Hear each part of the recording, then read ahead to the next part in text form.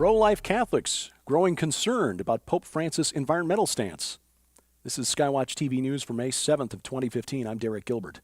The Pope is expected to release an encyclical on the environment this summer, and there are concerns coming from pro-life Catholics now about what this actually means for the Vatican's stance on the issue of human life.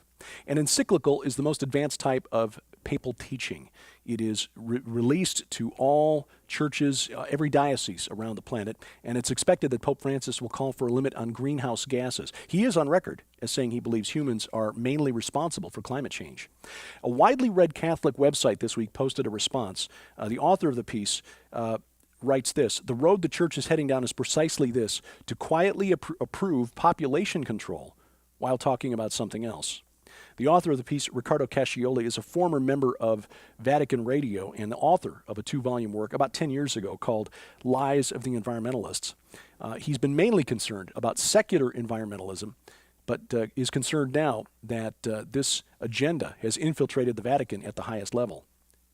The logical consequence of signing on to the warmist agenda, Cascioli believes, is that the Roman Catholic Church will lower its guard on abortion and birth control, because climate alarmists believe that the main threat to sustainability, or sustainable development that is overpopulation. And Cascioli concludes the piece by writing, "It's the usual story. To eliminate poverty, all one needs to do is physically eliminate the poor."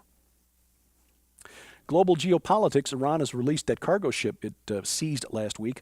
The Iranian news agency reporting that the Maersk Tigris has been released along with its crew. The U.S. Navy announcing today that it is ending its brief mission to escort British and American cargo ships through the Strait of Hormuz. Analysts have been making the rounds this week trying to determine or offering their opinions as to the cause of the violent attack near Dallas this past Sunday night at an exhibit on exhibit of cartoons about the Prophet Muhammad. Liberal pundits seem almost obsessed with the idea that this was the work of self-radicalized lone wolves. Now, Dr. Timothy Furnish, who is an expert in Muslim eschatology and publisher of the website MahdiWatch.org, offers another opinion. He suggests that ISIS, contrary to its characterization by the Obama administration and other liberal supporters, does represent Islam. In fact, represents Islam in its purest form, a literal interpretation of the Quran, and especially the hadiths that call for violent jihad as a way to prompt the return of the Mahdi and final victorious global jihad over the forces of the infidels, which would be you and me. Dr. Furnish suggests that rather than calling these attackers lone wolves, we should call them hyenas, and he offers several reasons. First of all, hyenas, unlike wolves, operate in a pack mentality, and they seek out weak targets. Targets like Christians in the Middle East who are basically defenseless, or, say, cartoonists in Texas. Hyenas are known to fake death to avoid being killed, which is an animal form of taqiyya, or the Islamic belief that lying to infidels is okay in the service of Islam. And finally, hyenas have a very negative image in Islam, which is just one more reason to use the term. In East Africa, it's believed that hyenas suck up the spirits of jinn, or what we Christians would identify as demons, which, given the actions of ISIS over the last couple of years, seems especially appropriate. More evidence that the U.S. has become a post-Christian society. A new poll indicates that Americans would be more comfortable with a homosexual president than with a conservative Christian. A new poll by the Wall Street Journal and NBC found that 61% of American adults would be enthusiastic about or comfortable with a president who self-identifies as gay or lesbian. Only 52% would feel similarly about a conservative Christian. Now, this is a huge shift in perceptions in just the last 10 years. A poll in 2006 found that only 43% of Americans then would be willing to accept a gay person in the White House. Court rules today that the NSA's bulk collection of phone records is illegal. Now, we've known this all along, but today finally confirmed by a U.S. appeals court. It overturns a 2013 ruling, but does not stop the program, just urges Congress to take action. It also did not rule on the constitutionality of the program, which expires on June 1st. Now, reports on this story claim that the NSA's bulk spying on Americans was disclosed by whistleblower Edward Snowden in 2013. This is inaccurate. It's incorrect. The NSA's bulk data collection program was actually disclosed in May of 2006 by whistleblower Mark Klein, who told the press about a room 641A at the AT&T offices in San Francisco, where the NSA had applied a beam splitter on fiber optic cables carrying internet backbone traffic. This disclosure resulted in a pair of lawsuits the Electronic Frontier Foundation filed. One was dismissed by a judge on the grounds of state secret privilege. The other was dismissed on the grounds that because so many people were affected by this country tap, as it was called by one analyst, since so many people were affected, no single person had grounds to file a lawsuit, and thus it was dismissed.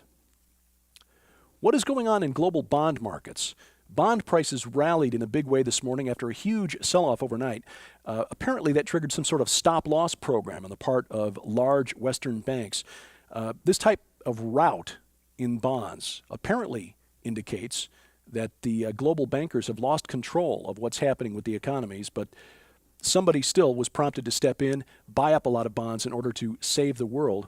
The bond bubble around the world is ballooned to a value of over $76 trillion, which is more than the combined gross domestic products of every nation on the planet.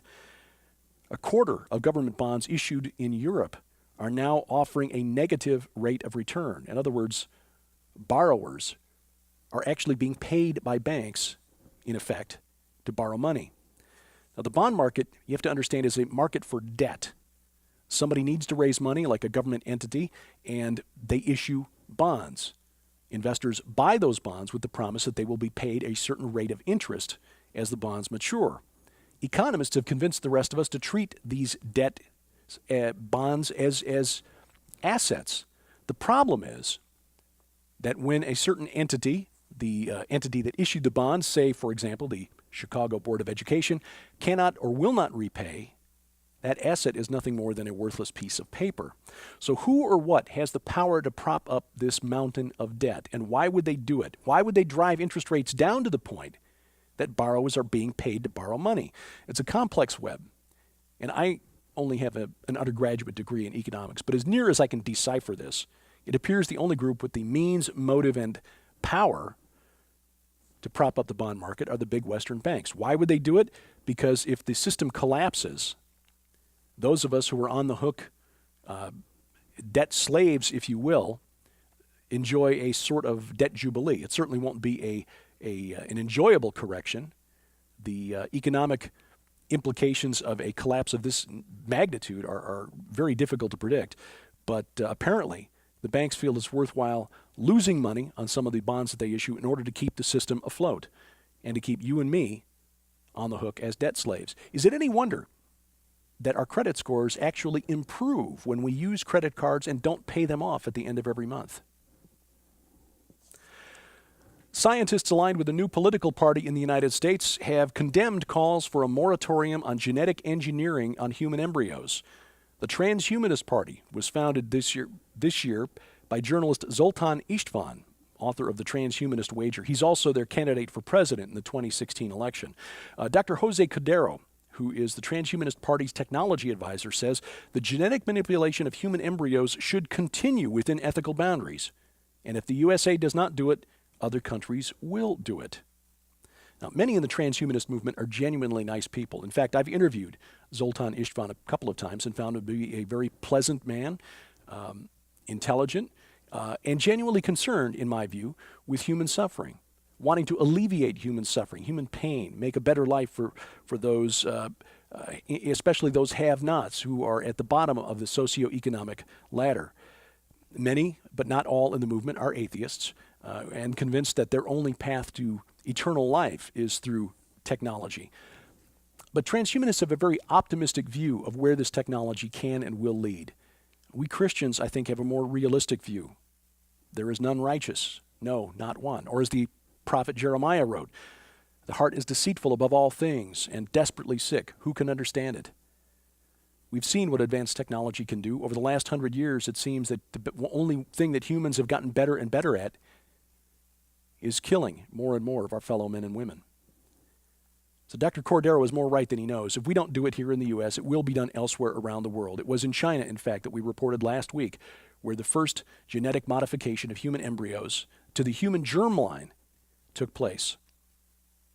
Whether the transhumanists can actually achieve their goal of immortality is really irrelevant. The reason we keep talking about it here on Skywatch TV is because the promise that they hold out is very alluring to those of us raised in the technologically advanced West.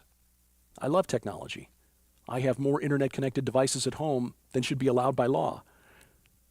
But I don't trust my eternal soul to that technology. And that's what we need to communicate to our children and to our grandchildren.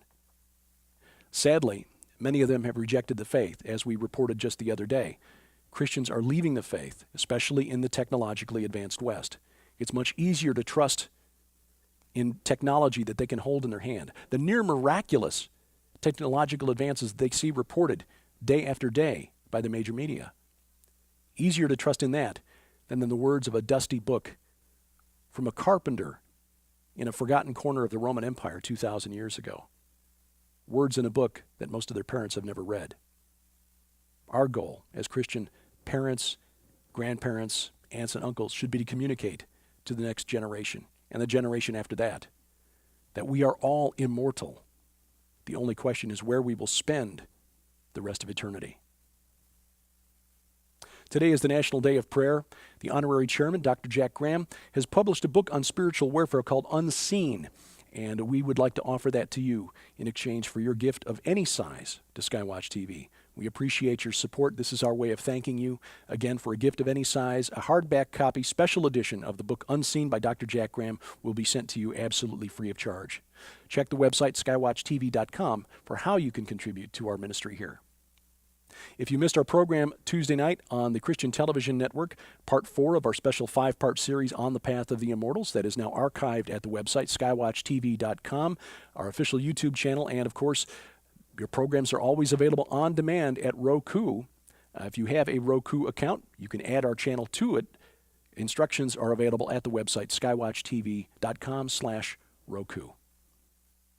We hope you keep watching as we keep watch. I'm Derek Gilbert, and this is Skywatch TV.